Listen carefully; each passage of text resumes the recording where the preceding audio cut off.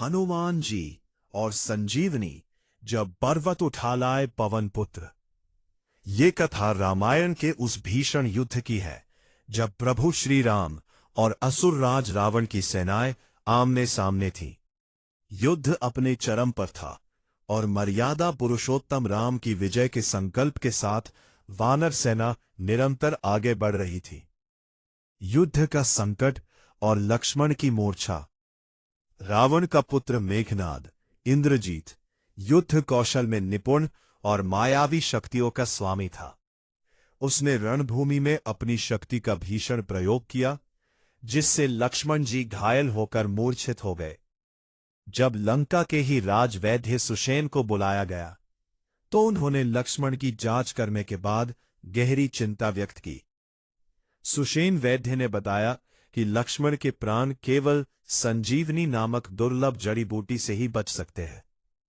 उन्होंने चेतावनी दी कि यह औषधि सूर्योदय से पहले मिलनी चाहिए, अन्यथा प्राण बचाना असंभव होगा। हनुमान जी का साहस और मार्ग की बाधाएं। यह कार्य अत्यंत कठिन था। वो औषधि हिमालय की दुर्गम चोटियों पर स्थित द्रोणागिरी पर्वत पर ही उपलब्ध थी। समय बहुत कम था और दूरी हजारों योजन। तब पवन पुत्र हनुमान ने अपनी असीमित शक्तियों का स्मरण किया और एक विशाल गर्जना के साथ आकाश मार्ग से हिमालय की ओर उड़ चले। मार्ग में रावण ने हनुमान जी को रोकने के लिए कालनेमी नामक राक्षस को भेजा, जिसने मायावी रूप धरकर उन्हें भ्रमित करने का प्रयास किया। परंतु अपनी बुद्धिमत्ता से हनुमान जी ने उसका वध किया और द्रोणागिरी पर्वत पर पहुंच गए। पर्वत उठाने का निर्णय। हनुमान जी पर्वत पर पहुंचे तो उन्होंने देखा कि वहां चारों ओर दिव्य औषधियां चमक रही थी। सुषेण वैद्य ने संजीवनी की जो पहचान बताई थी, उसे ढूंढने में हनुमान जी असमर्थ होने लगे, क्योंकि पर्वत पर वैसी ही दिखने वाली अनेक जड़ी बूटियां थीं।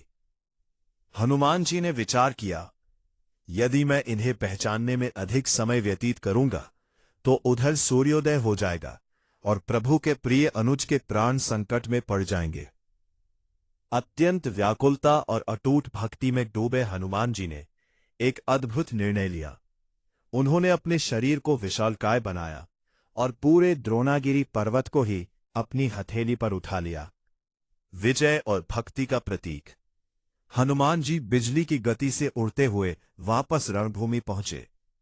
पर्वत पर मौजूद जड़ी बूटियों की सुगंध और संजीवनी के प्रभाव से लक्ष्मण जी के प्राण बच गए।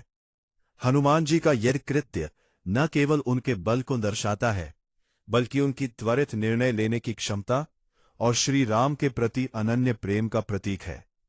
यही कारण है कि आज भी संकट के समय हनुमान जी को याद किया जाता है, क्योंकि वे असंभव को संभव बनाने की सामर्थ्य रखते हैं।